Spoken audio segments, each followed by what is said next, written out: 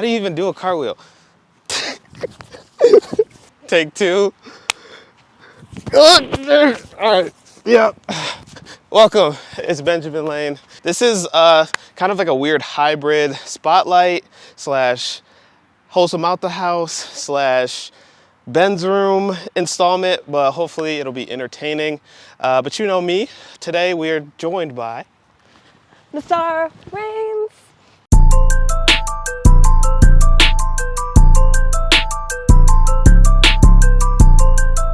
She is, I'm gonna call you a professional cosplayer.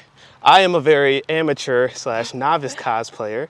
I will be cosplaying for the very first time this week at Dreamcon. A couple of activities that we have today are going to be some breakboards, because we got to get our, what is this, like hand-to-hand combat, you know what I'm saying?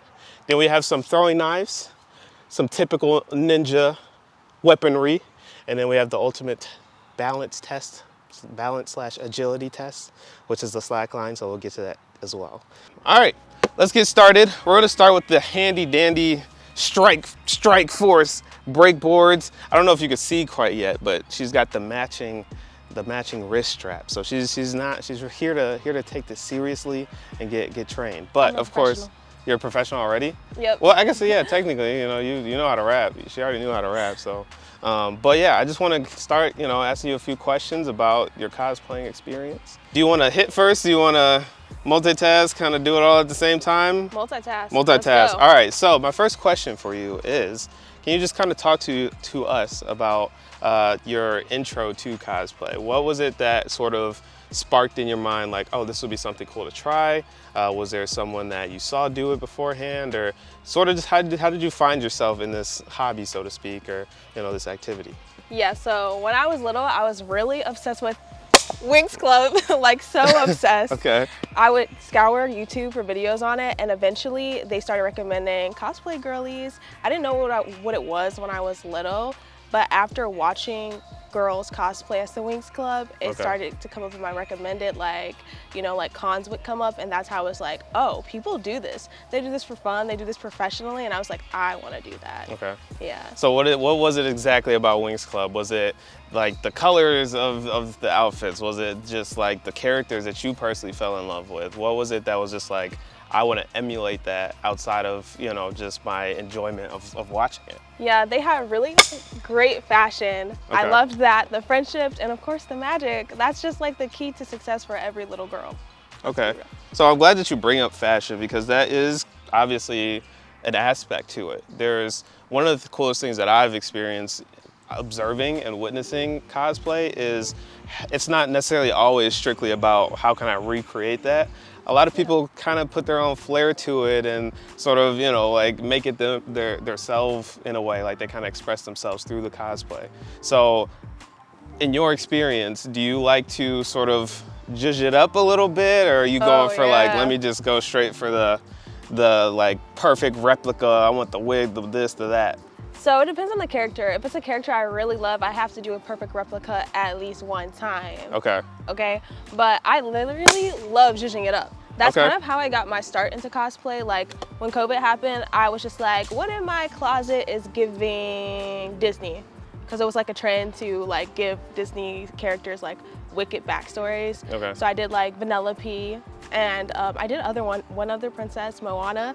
So that's how it started. I was just like, what do I have in my closet? And then I was like, this is really fun. And I kept doing that with other characters. And then eventually I got to making it more like on par to what is like exact. So love changing it up. Yeah. So if you started in your closet, I'm going to assume that you kind of already have like were you already just like a fashion? Oh yeah.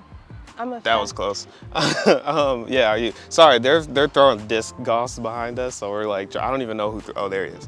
Yeah, so hopefully, if you see us get hit by a projectile, that's what it is.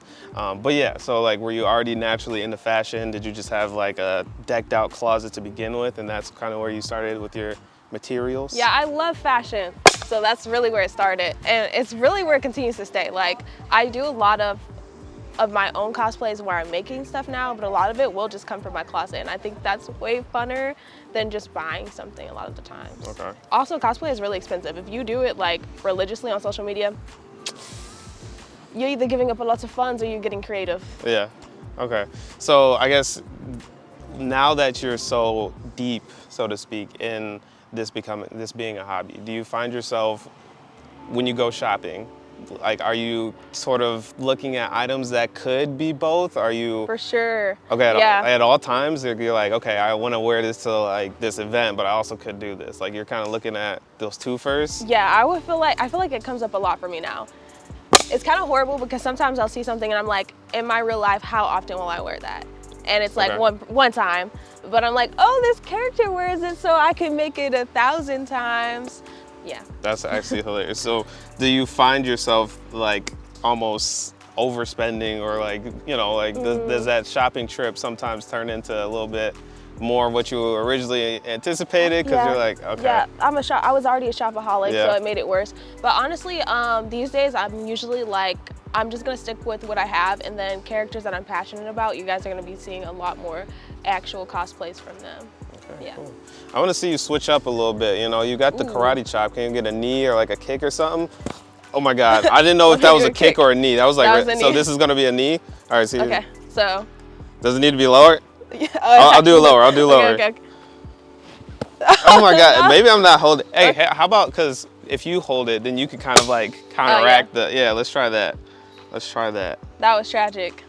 Thought I was doing something there. I probably can't do it either because I think I'm just scared. I'm probably just holding it very poorly for you. Oh yeah. So let's see. Totally scary with no mitts. There it is. All right. All right, Finally. cool. We're gonna move over to our throwing knives and you know, keep the conversation going. Let's go. Part 2, we're gonna get into some knife throwing. Classic, like, I don't know, I think I like Naruto. I think that's like the first. That's the go-to. Have you ever thrown any of these? No. So yeah, we bought these obviously specifically to do this. So we're pros already. They're bringing out weapons. These are like actual throwing knives we're gonna throw here at this tree. We're gonna be facing away, so sorry for the fact that you're gonna be seeing the backs of our heads.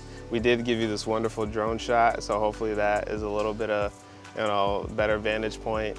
But yeah, we're gonna keep it going. So first question is, I kind of want to get into. All right. First throw. Actually, go ahead and throw through. Didn't land. So you're gonna really have to like throw it. Do you throw like baseballs, footballs? No, nothing with objects in it. That's a-okay. I'm sure you'll get it. You'll get the form.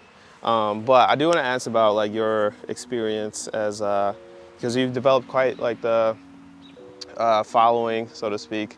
And you've sort of developed like a community through this cosplaying. First of all, is that something that you ever really foresaw as you were getting into? No? No. Okay. Especially after the first year, I was like, okay, this probably is not for me, but I was having a lot of fun, so I just kept doing it. Okay. So given that, you know, you are opening the world to this art form, and whenever you are putting your art out into the world, obviously you have all types of criticisms, you have opinions, and what are some of those that you've, you know, heard, positive and negative, and how have you sort of dealt with that process of? Yeah, I'm so grateful for the positive comments. They definitely make me want to post more. They just kind of I feel like as a creator, getting somebody's response to something you created is like the best feeling in the world. I agree. Especially when it's paired with like the negative comments that you see. I think especially when I started off, like there were some people who were like, you know, this cosplay really sucks. Like it's literally out of your closet. And I was like, it's literally what I can afford. Yeah. And I think that's like important for us all to realize that we don't have to start being like the best at it. You don't even have to keep going and being the best at it. If it's something you enjoy, you should just keep doing it. And that's what I did, and I'm glad I did, because I would have never gotten to the opportunities that I got like now, or amassed the following that I have. Yeah. Another thing that I really faced is like racism. I think that's common with Black creators. Yeah. But especially in the cosplay space, it's like really bad. Like I literally will never forget, somebody said, you'll never slay this cosplay or be good at cosplay because you're not white. They said like, you'll never get there because you're not white. So like that's actually a really great point, just because I know what is it? The new Assassin's Creed it's a Black samurai. The main character is going to be a Black samurai, and a lot of people have been coming out like this uproar of like, oh, there's no such thing as the Black samurai and all this kind of stuff. And I think it's really interesting to see that this was already, one, it is a minority in the face of America, right? Yeah. This is a thing that was born out of Japanese culture. So first of all, who are you to even sort of try to control it and take? Yeah, who are you? Who are you? How do you go about still remaining comfortable and saying like, I see that people don't really want me in this space, but I'm gonna do it anyway? I think for me, it's something that I've always wanted to do. So it's really hard to get me down because I'm like, this is a childhood dream. I got to go for it. And then on top of that, just seeing so many other Black content creators, Black people who want to cosplay, even like my nieces and nephews, like really rally behind me and be like, this is awesome. You make me want to do it. You make me feel comfortable in this space. It makes me want to keep going. Like I had someone who was like, went viral, I guess in 2009, who was a Black cosplayer, and they got so much hate, they just never did it again. And getting a message from them saying like, I will never do this again, but seeing you has literally made me so happy. Like that is the type of feedback that keeps you going for years and years and years, no matter what anybody says. You have to keep going to make it a safe space for, you know, people that look like you, who are like you. Yeah. So how would you, I'm gonna actually throw a few, how would you define the, I don't know, to what, first I guess I should ask, to what extent do you feel as though you've been able to interact with this larger cosplay community, like other, you know, cosplayers or other people that make cosplay content? Do you ever get to really interact, collaborate with them? Yeah, I'm too shy. Oh. And I also don't live near anybody. I've got a really great group chat going on with some cosplayers that I did Avatar The Last Airbender, like group cosplay together virtually. Oh, that's sweet. And that's like the extent of it. I get to talk to some of my favorite creators, so that's awesome. They're like, I like your content, like they like mine, you know. So that's about it. Although it sounds mainly virtual, the community's still there though. The community you still definitely get to still experience there. that. That's really cool. I never really would have thought to even. Oh no, the grit came off of this one. So not sturdy. No, I'm gonna still make it work. Do not buy these off of Amazon? Yeah, no. Well, I mean, there was some, huh? 1-star review. 1 star. I don't mind. They actually said, I'm sure we could just tape them one day. I'm gonna still throw one. Dang, what was I about to ask about the community? Oh yeah, I was just saying, like I never really knew that you could do that virtually, but I guess it makes sense. Yeah. So what does that look like? Does it mean everyone's getting on like a Zoom call together, and we're just like showing off what we're doing, or are we just posting it together, or we all just kind of decide, all right, we're gonna do this show and post at the same time? So it just starts with one person reaching out to you like, hey, I want to cosplay with you. This is the show, and then this is the characters we have available.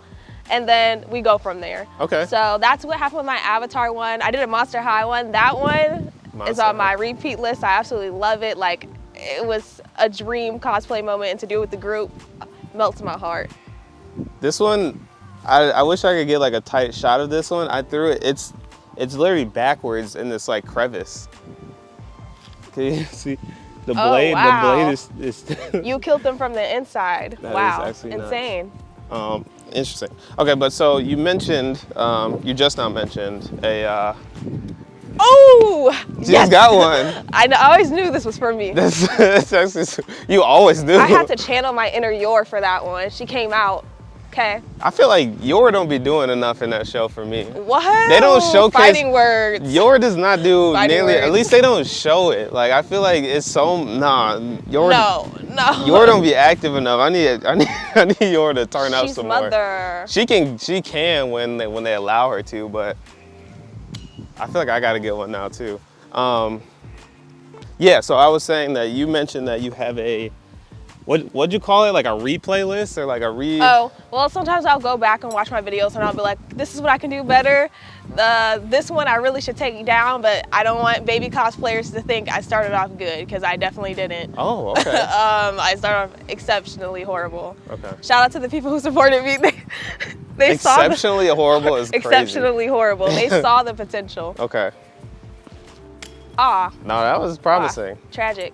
Let me know. You can go ahead and grab it. Okay. Yeah, so do you feel as though, because obviously, you just said that you try to, you don't want people to think that you kind of started there. Yeah. So in some forms, it sounds like you're hoping to inspire people and just kind of fully encapsulate the journey and say like, just start, kind of. Is that sort of like a message that you continue to try to actually communicate, or is it just strictly through the fact that you just keep some of this stuff? It's through the fact that I keep it up. Like, it's not like my intention. I wasn't like, I'm here to inspire, but like, I feel like as I went along, I was like, I feel like it's important for people to know, like, you don't start off with the best camera, you don't start off with the best clothes, you don't start off with the best wigs. Okay. You just kind of go. And like I said, sometimes you don't get better, and that's okay. If you love it, keep doing it. I might not, you know, my last videos might be my peak is what I'm saying. Yeah. So I'll try, but. So you also said that you look back at some, hold on, let me grab this so I'm still in frame. You go back and do things different. Like you look and you critique. When you say do things different, do you mean create the actual like costume differently? Do you mean, is there, I guess I'm trying to ask, is there an art to it? So one of the things, you know, as some of you know, Cornisha's on the camera today, we do make like fitness content. And one of the things that you do see a lot of fitness influencers getting into is posing and, you know, angles and things of that nature, because a lot of your creation is on a digital scale. Is that some of the things you sort of critique, like, oh, I should have had this lighting, or I should have did this differently, or is it more so I should have did the costume differently? All of it. I mean, when you're in a digital landscape, the equipment that you have does impact your ability to make good quality content. Thank you. Sorry, quick, this is big for me, because there's so many people that create content or are videographers or whatever, and they want to preach this whole, like, it's not the equipment, it's the shooter and this blah, blah, blah. There's some truth to that, absolutely. Yeah, there's 100% some truth to that, but there's also plenty of truth to the fact that what you're using is going to impact the quality of what it looks, especially if you know how to use it. Yeah. So that's not to discourage anybody that's starting off with, because I feel like I got good because I started off with very little. That's exactly it. That's like what I'm saying. You literally have to start somewhere. You're not, I mean, you could start when you have everything you want, but you might be missing your window of opportunity. So you just kind of start with what you have and you keep improving. And by the time that you like amass what you want, whether it's followers or, you know, equipment, you'll be really good at it or decent. Yeah. So I do have to ask a few questions regarding this social media space. As also a fellow content creator, shout out. Let me go ahead and fetch that one. That didn't even actually let me ask you the question, and then I'll fetch it, and then you can tell the people. What has your experience been like, just sort of growing and navigating algorithms and things like that? You know, we make a lot of content for the podcast. I make content for fitness stuff, and I also work in social media. So like I don't know, it's become my world, and that's something that a lot of people might be discouraged by if they do want to pursue something, because they're like, oh, that's just too much work. You know, I have to deal with having to post every day, or else I'm not gonna, you know, blow up, or I have to do this, or I have to blah, blah, blah. So as someone that, you know, just kind of had their own individual journey, is finding quite a bit of success on social media, what was that process like for you? Were you just like, I'm just gonna go out and do it? Did you have to learn? Did you watch some YouTube videos of like tutorials? Sort of what was that like for you? And I'm gonna run and get this knife. Well, dear friends, I was unemployed and I had a big closet with a lot of debt. And so I made videos, and you guys are like, I like that. And did it get me out of debt? Absolutely not. But it was fun, and that's how I amassed my following. So start with being unemployed. I'm kidding, but I'm not kidding. Like, that's literally how it started for me. Wait, fill me in. I was unemployed. Okay. And so I had time to post videos every day. Yeah. And so I did, because it was fun. Okay. And I was unemployed. Yeah. That's literally it for me. I think I used to hear creators say this all the time. They're like, if you're going based off of like getting money, you'll never make it. They were kind of right, because the algorithm is a big game. You can try to predict her, you definitely can, but if you're, as a creator, constantly going, what will the algorithm like, you're fighting yourself. Okay. It's going to become very unenjoyable very quick. Yeah. And I think if you're wanting to create, you have to really ask yourself, do I want to create or do I want to make money? Because if you want to make money, stop while you're ahead. If you want to create, this is for you. There you go. All right, let's throw these last three, and then we'll move on to. Not to say y'all can't make money. Just, it's very hard. Very hard. Okay. All right, let me see. Oh, dang it, I got like none. I thought it was gonna be it. All right, let me ground this. No, me, very positive. Also me. Now we're gonna be very negative. Don't make money off online. All right, so level 3 of our Hashira / ninja training is gonna be the old slack line. As I mentioned earlier, the ultimate test of balance and agility, and I don't know, like stealth maybe. It might help to, you know, doink, doink, doink. So you do, I was gonna say historically, typically you do this with the dogs out, but go ahead and snap y'all feet pics now. yeah, exactly. No need for OnlyFans. Oh my God! All right. So yeah, we're gonna get into this and keep going. So I'm gonna swoop around. Do you want to give it a go real quick, or? Sure. You guys will not be getting feet pics from me today. So okay, let me brief you a little bit. So have you done this before? Oh, absolutely. This is brand new. Okay, so well, are you like, which leg is dominant? We're gonna find out. Okay, so yeah, you want to step up on it, whichever leg's strongest. It's gonna be crazy wiggly. I'm gonna sit on it to stabilize it a bit. Why? Wait. Okay, that works. Okay. If I had known, I would have brought knee pads. Knee pads for safety reasons. So I would advise bracing your core and don't look at the line, look straight forward and just like feel.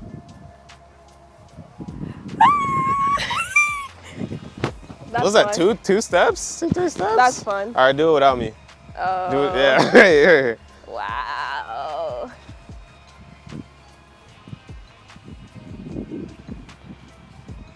Very scared, not gonna lie. Wait, you guys just do this for fun? Yeah. Good catch. Wait. It's way harder without a person there.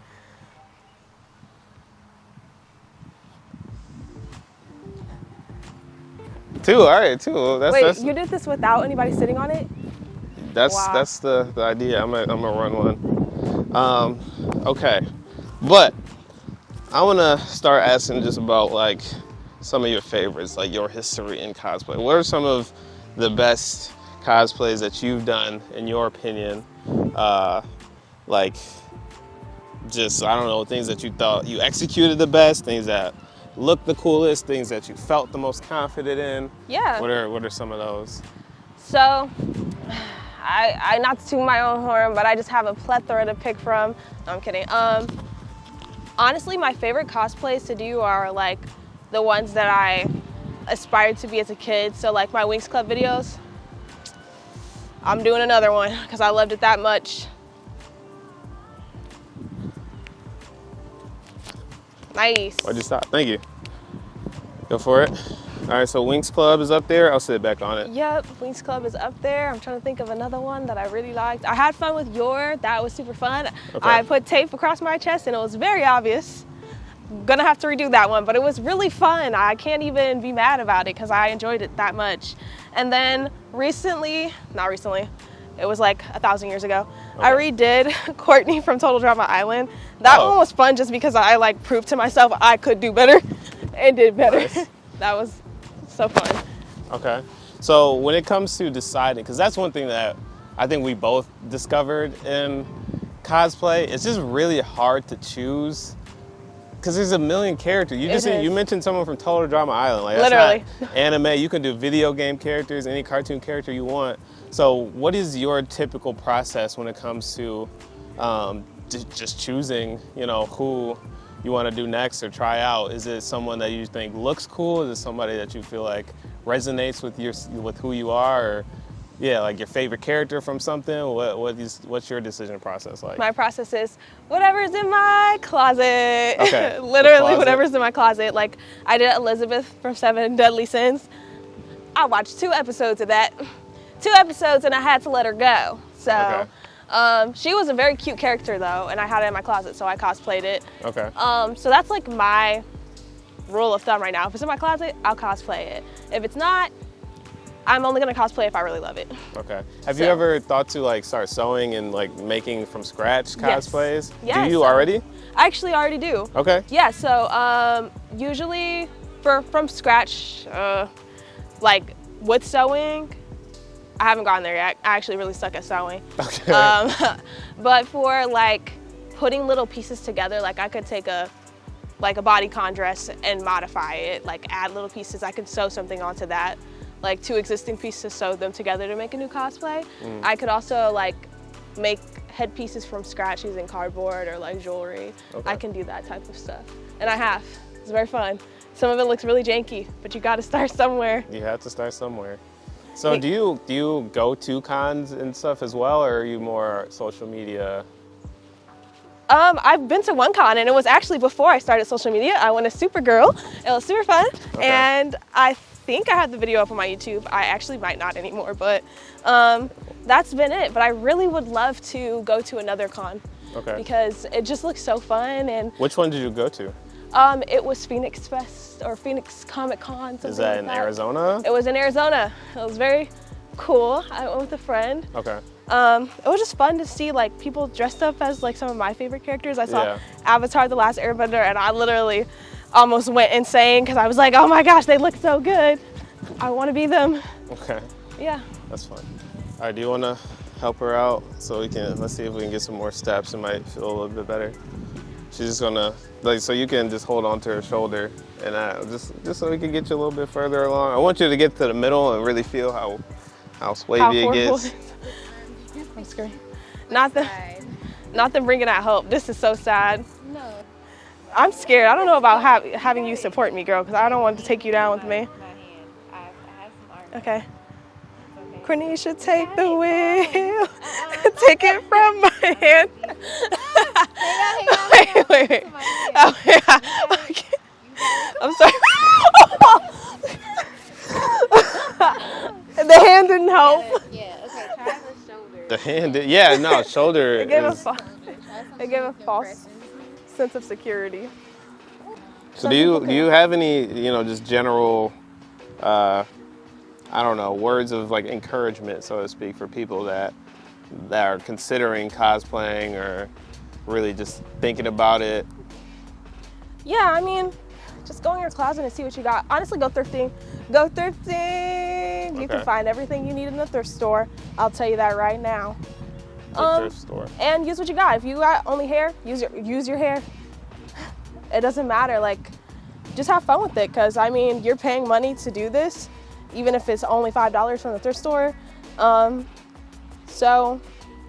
there's no rules for cosplay. Like, some people will be like hateful and be like, oh, you suck because you don't have this and this and this and this and this. But it doesn't really matter. Because who are they? They're just random people. You matter in your own life. You're the star. So do you. Do you. Beautiful. All right, well, that is our Hashira